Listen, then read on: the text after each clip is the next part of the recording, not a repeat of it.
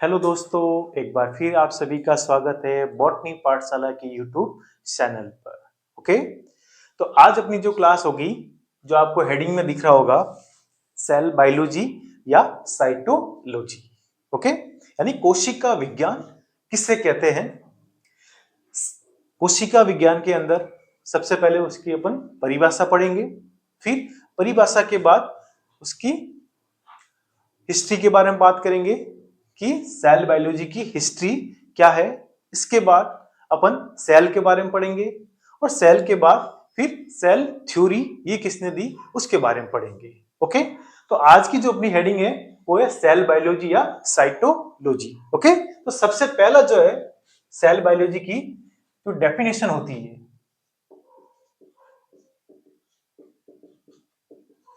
सबसे पहले cell biology या साइटोलॉजी की डेफिनेशन को समझते हैं कि ये है क्या। तो आप सबको पता होगा कि ब्रांच ऑफ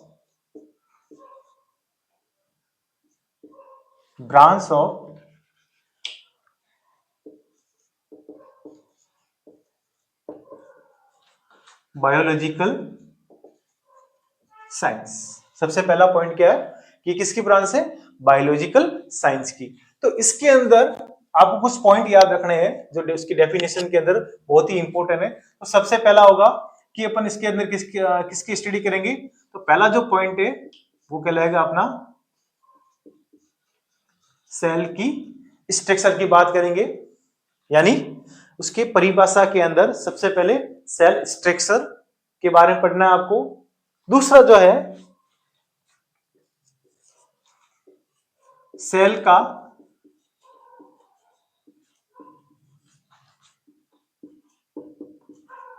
मॉलिक्यूलर ऑर्गेनाइजेशन होता है।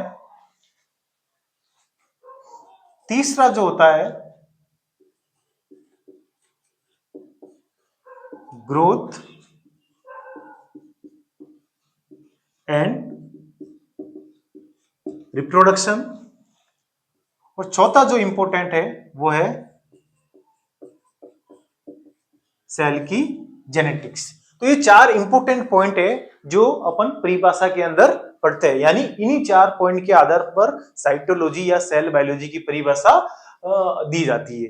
तो सबसे पहले होगा ब्रांच ऑफ बायोलॉजिकल साइंस, यानी ये जीव विज्ञान की एक शाखा है जिसमें सेल के स्ट्रक्चर को पढ़ा जाता है। इसके अलावा सेल की मॉलिक्यूलर ऑर्गेनाइजेशन को पढ़ा जाता है। इसके अलावा सेल की ग्रोथ और रिप्रोडक्शन की बात करते हैं, और जब ये दोनों कंप्लीट हो जाती है तो उसके बाद जेनेटिक्स की स्टडी की जाती है। तो उससे कॉमनली अपन क्या बोलेंगे, सेल बायोलॉजी या साइटोलॉजी। ओके, लेकिन आप लोगों को पता होगा कि पहले अपन एक सिंपल सी डेफिनेशन देते थे कि कोशिका विज्ञान या साइटोलॉजी क्या होती है। तो अपन बोलते थे कि कोशिका विज्ञान वो होती है जिसके अंदर सेल या सेल के ऑर्गेनल जो होते हैं और उनके फंक्शन की स्टडी की जाती है, तो उसे अपन क्या बोलते थे, सेल बायोलॉजी। लेकिन ये जो है थोड़ी एडवांस डेफिनेशन है जिसके अंदर ये चार इंपॉर्टेंट पॉइंट याद रखने हैं आपको कि साइटोलॉजी या सेल बायोलॉजी क्या होती है, जिसमें सबसे पहला होगा सेल का स्ट्रक्चर, यानी कोशिका की संरचना। दूसरा है उसका आणविक संगठन। तीसरा जो है वृद्धि एवं जन्म, और चौथा जो है जिसे अपन बोलते हैं आनुवंशिकी।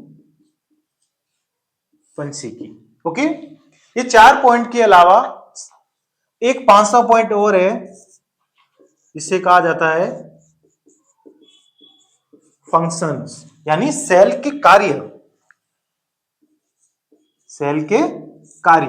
ओके, तो सिंपल सी परिभाषा क्या हो जाएगी, branch of biological science which deal with, वो क्या करेगी, डील करेगी किसके साथ, सेल के structure, molecular organisation, growth and reproduction, genetics and functions. ये सब मिलके एक कंप्लीट डेफिनेशन बनती है साइटोलॉजी या सेल बायोलॉजी की। ओके, चले आगे। अब बात करते हैं, डेफिनेशन आपको समझ में आ गई होगी कि डेफिनेशन जो होती है वो 5 पॉइंट से मिलकर बनी होती है। अब अपन बात करते हैं सबसे पहले, ये जो साइटोलॉजी है,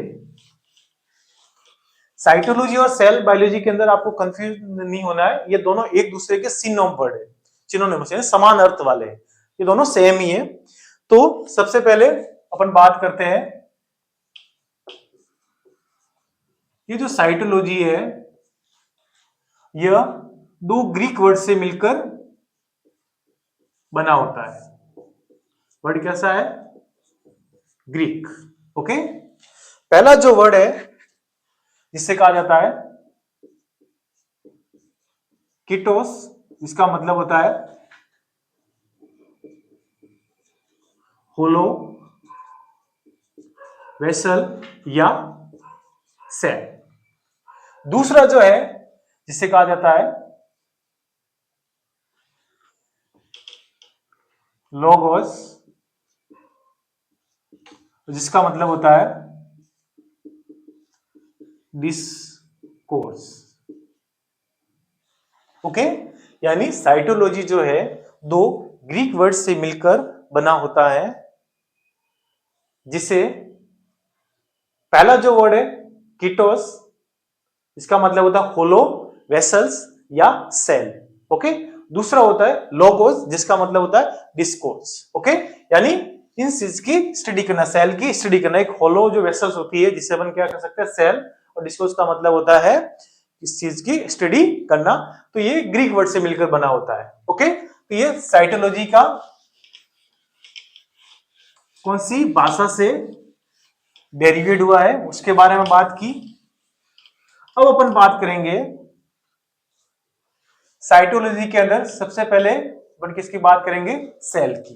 तो सेल क्या है, कोशिका किसे कहते हैं? हमें सब पता है, आप लोगों को भी पता होगा, आप लोगों ने शुरू से पढ़ा होगा कि कोशिका किसे कहते हैं। तो सबसे सिंपल सी डेफिनेशन होती है कि सेल क्या है। तो आपने सुना होगा सेल जो होती है बेसिकली एक बेसिक यूनिट होती है। किसे कहेंगे? सेल क्या है? एक बेसिक यूनिट होती है अपने शरीर की। क्लियर? अब दूसरा जो पॉइंट होगा कि सेल को स्ट्रक्चरल एंड फंक्शनल यूनिट कहा जाता है। क्या कहेंगे? Structural and functional unit. Okay, तो सीधी सी परिभाषा क्या हुई कि शरीर की मूलभूत, जो मैंने लिखा है बेसिक, ओके, शरीर की मूलभूत एवं सूक्ष्मतम, क्योंकि सेल जो होती है वो नेक्ड आंखों से नहीं दिखती, उसके लिए आपको माइक्रोस्कोप की नीड होती है। तो शरीर की मूलभूत, सूक्ष्मतम एवं संरचनात्मक एवं क्रियात्मक इकाई को अपन क्या कहते हैं? सेल कहते हैं। तो ये उसकी एक जनरल डेफिनेशन है कि कोशिका क्या होती है। ओके, अब बात करते हैं कि सबसे पहले सेल को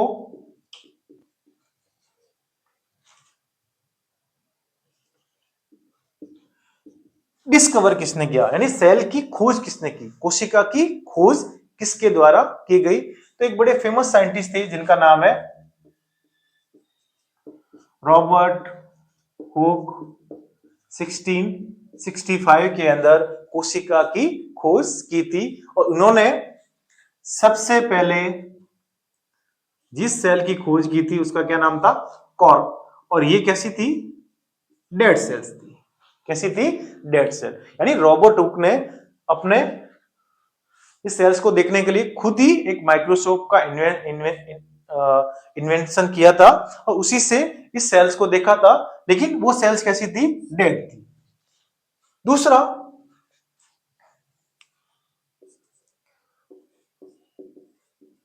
first living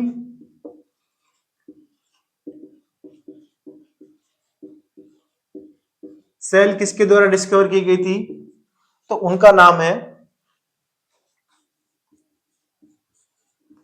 Anton von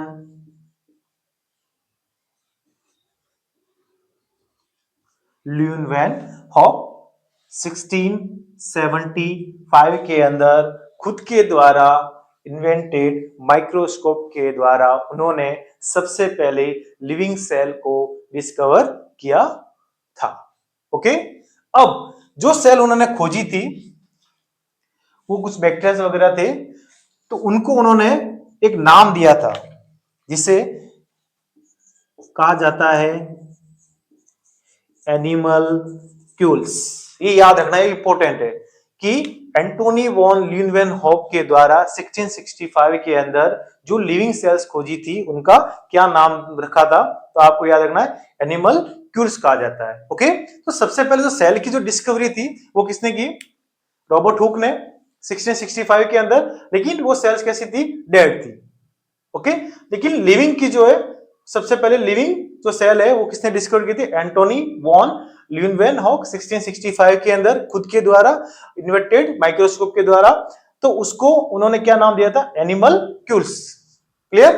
next, तो अपन ने देखा सबसे पहले साइटोलॉजी या सेल बायोलॉजी की परिभाषा पढ़ी, इसके बाद उनकी हिस्ट्री की बात की, इसके बाद अब अपन आगे बढ़ते हैं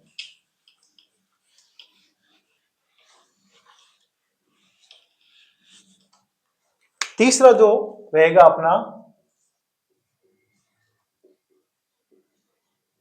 सेल थ्योरी, जिसे कहा जाता है कोशिका सिद्धांत। 1838 and 1839। Okay, cell theory. Cell theory को सबसे पहले किस साइंटिस्ट के द्वारा दिया गया था? तो आपको याद रखना है एम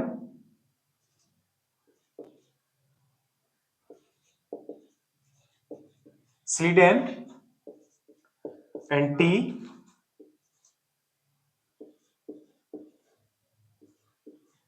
स्वान। इन्होंने सबसे पहले कोशिका सिद्धांत यानी सेल थ्योरी का प्रतिपादन किया था। एम स्लीडेन जो थे एक प्लांट बॉटनिस्ट थे जो कहां से बिलोंग करते थे? जर्मनी, यानी जर्मन साइंटिस्ट थे। और टी स्वान जो थे एक एनिमल जूलॉजिस्ट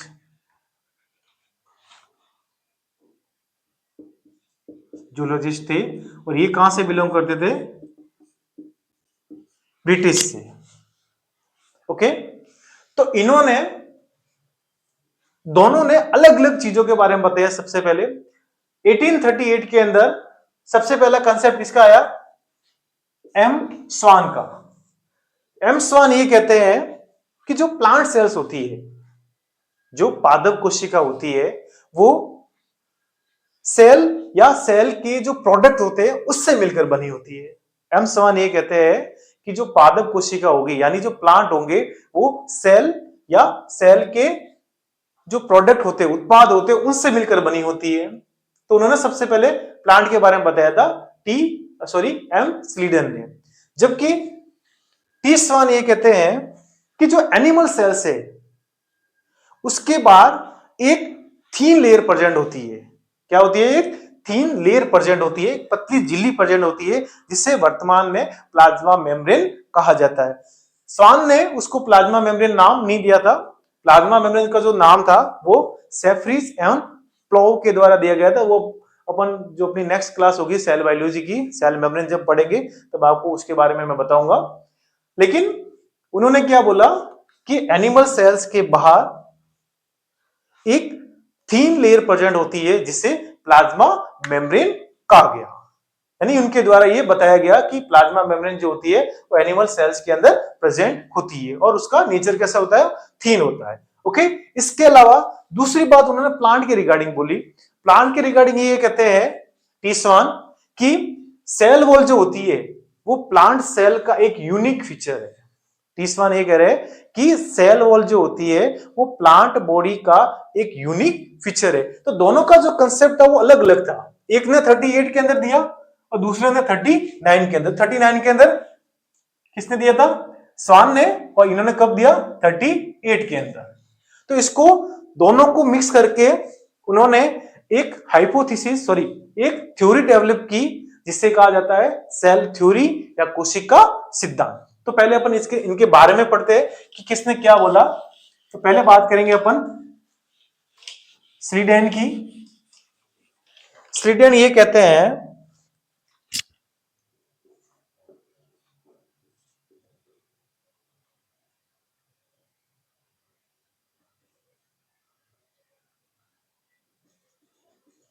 स्लीडेन 1838 ये कह रहे हैं कि प्लांट जो होते हैं यानी पादप जो होते हैं कंपोज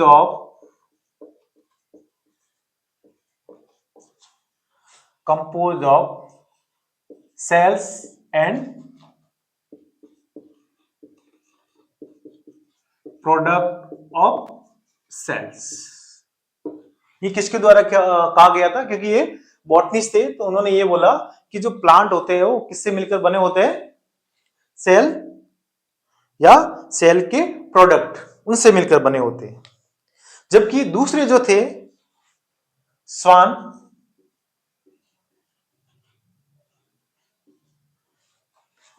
टी स्वान इन्होंने 1838 के अंदर क्या बोला कि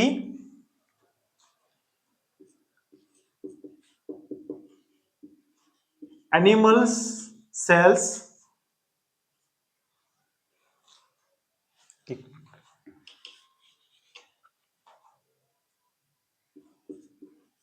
उन्हें ये बताया presence of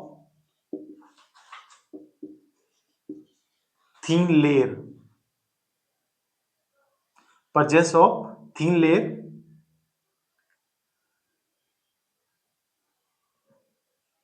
presence of thin layer जिसे क्या नाम दिया था बाद में? Cell membrane sorry plasma membrane नाम दिया था। क्या नाम दिया था? Plasma membrane. दूसरा उन्होंने बताया कि सेल वॉल जो है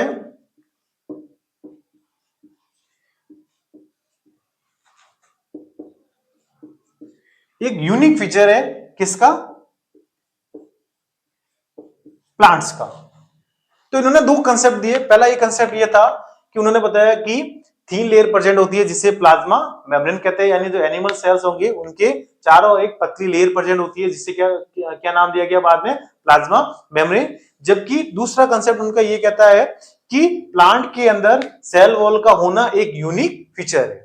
क्लियर? तो इन दोनों को साथ में कंबाइन करके सेल थ्योरी को डेवलप किया गया। तो नई जो सेल थ्योरी है जिसमें इन दोनों चीजों को मिला के नया कंसेप्ट जनरेट किया गया, इसमें उन्होंने बताया कि सबसे पहला पॉइंट ये था सेल थ्योरी का कि all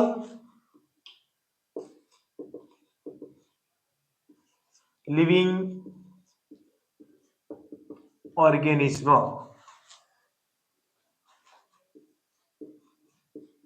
compose of cells and product of cells। इन्होंने ये बोला कि ऑल लिविंग ऑर्गेनिज्म, हमें पता है कि लिविंग ऑर्गेनिज्म कितने प्रकार के? दो। एक क्या है? प्लांट्स, और दूसरा जो है वो क्या है? एनिमल्स। ओके, तो ये सेल थ्योरी ये कहती है जब स्लीडेन एंड स्वान ने दोनों ने साथ में मिलके इस थ्योरी को प्रपोज किया तो उसका कंक्लूजन ये था कि सभी लिविंग ऑर्गेनिज्म यानी प्लांट्स एंड एनिमल, उनकी जो बॉडी होती है वो किससे मिलकर बनी होती है? सेल से और प्रोडक्ट ऑफ सेल से। पहला कंसेप्ट उनका ये था। दूसरा उन्होंने ये बोला,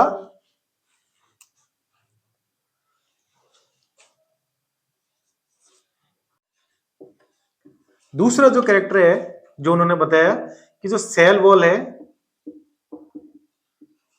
ये यूनिक फीचर है। किसका? Unique feature of plants. Okay, तो इन दोनों ने साथ में मिलके सेल थ्योरी को प्रतिपादित किया था 1838 एंड 1839 के अंदर, जिसका मतलब ये होता है कि दो लिविंग ऑर्गेनिज्म है यानी प्लांट और एनिमल, ये दोनों किससे मिलकर बने होते हैं? सेल्स और प्रोडक्ट ऑफ सेल। फिर उन्होंने ये भी बात बोली थी कि जो सेल वॉल होती है वो प्लांट का एक यूनिक फीचर है। ओके, नेक्स्ट, लेकिन उन्होंने इस थ्योरी के द्वारा एक चीज को एक्सप्लेन नहीं कर पाए, यानी सेल थ्योरी के ड्रॉबैक क्या है? ड्रॉबैक का मतलब होता है कमियां क्या है? क्या बोलेंगे?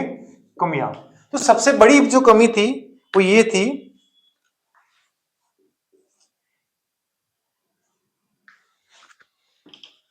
पहली, हाउ सेल डिवाइड। सबसे बड़ी कमी थी कि उन्होंने सेल थ्योरी के द्वारा ये प्रूव नहीं किया कि सेल जो है किस प्रकार से विभाजित होती हैं, डिवाइड कैसे होती है। ओके, और दूसरा ये था,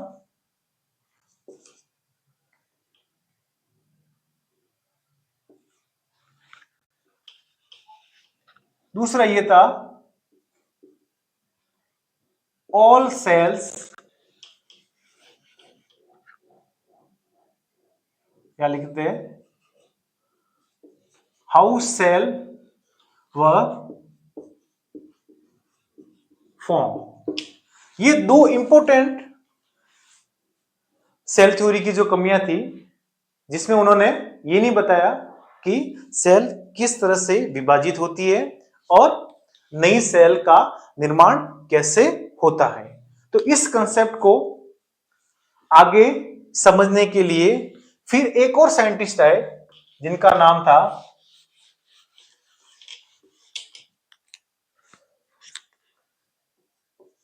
कि नाइजेली 1846 के अंदर।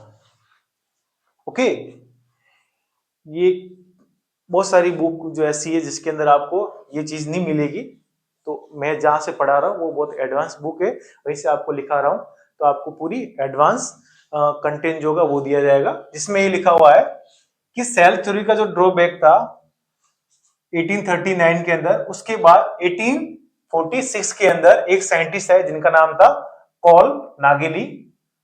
कॉल नागेली, इन्होंने ये बताया कि जो प्लांट सेल्स होती है,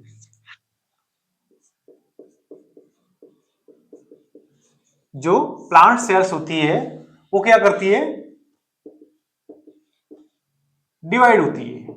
डिवाइड होती है, क्या बोला उन्होंने? डिवाइड होती है, यानी इन्होंने सेल के अंदर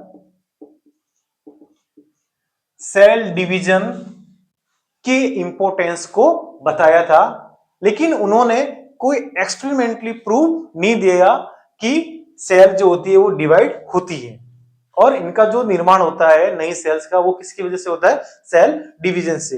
तो इसका कोई एक्सपेरिमेंटली प्रूव उन्होंने नहीं दिया था, तो इसलिए इनकी इस थ्योरी को इतना मतलब ज्यादा पॉपुलैरिटी नहीं मिली। बट इस केस को या इस थ्योरी को डिटेल में समझने के लिए लगभग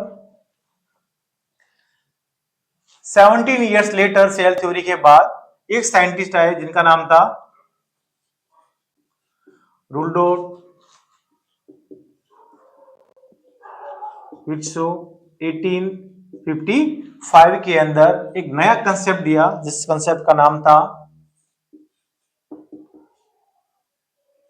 ओमनीज सेलुला ई सेलुला सॉरी ओमनीज सेलुला ई सेलुला, इनके द्वारा यह बताया गया कि all living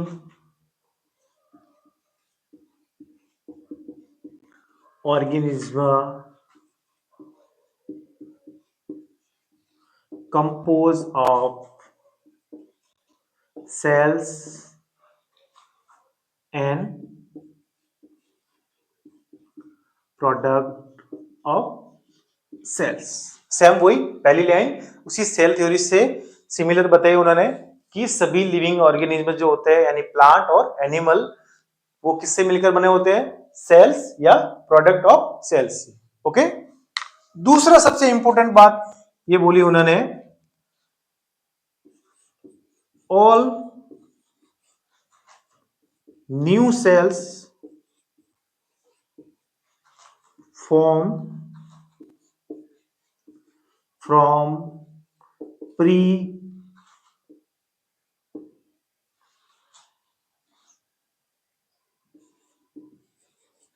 एग्जिटिंग सेल से। All new cells form from pre existing cell से। उन्होंने दूसरी बात ये बोली कि सभी नई कोशिका का जो निर्माण होता है वो पहले से उपस्थित जो कोशिकाएं होती है यानी पूर्ववर्ती जो कोशिका होती है उनके अंदर सेल डिवीजन होने के पश्चात निर्मित होती है। तो जो सेल थ्योरी की जो ड्रॉबैक था उसको सबसे पहले तो कॉल नागेली ने ये बताया था कि प्लांट सेल जो होती है उनके अंदर सेल डिवीजन होता है और सेल डिवीजन से नई कोशिकाओं का निर्माण होता है, लेकिन कोई एक्सपेरिमेंटली प्रूव नहीं था। तो उस चीज को एक्सपेरिमेंटली प्रूव किसने किया था, रुडोल्फ विर्चो ने 1855 के अंदर एक नया कंसेप्ट दिया और उस कंसेप्ट का नाम था ओमनीज सेलुला ई सेलुला, और सेल थ्योरी को एक नई डेफिनेशन दी जिसमें उन्होंने ये बताया कि ऑल लिविंग ऑर्गेनिज्म थे वो किससे मिलकर बने होते हैं, सेल या प्रोडक्ट ऑफ सेल से। ओके, दूसरा उन्होंने ये बताया कि जो भी नई कोशिकाएं बनेगी वो किससे मिलकर बनेगी, जो पुरानी या पूर्ववर्ती जो कोशिका होती है प्री एग्जिटिंग जो सेल्स होती है उससे मिलकर बनी होती है। तो इस तरह से इन्होंने सेल थ्योरी की जो ड्रॉबैक था उसको कंप्लीट प्रूव किया। तो आज की इस क्लास में अपन ने देखा कि सबसे पहले सेल बायोलॉजी या साइटोलॉजी के बारे में पढ़ा, फिर उनकी डेफिनेशन के बारे में पढ़ा, इसके बाद उसकी हिस्ट्री के बारे में बात की, और इसके बाद सेल थ्योरी के बारे में बात की, और सेल थ्योरी के बाद उसकी ड्रॉबैक क्या थे सेल थ्योरी की उसके बारे में बात की, और लास्ट में एक नया कंसेप्ट जिसे सेल थ्योरी को प्रूव किया था उसका नाम था ओमनी सेलुला ई सेलुला, जो रुडोल्फ विर्चो के द्वारा 1855 के अंदर प्रदर्शित किया गया था। ओके, तो थैंक यू, मिलते हैं नेक्स्ट क्लास में।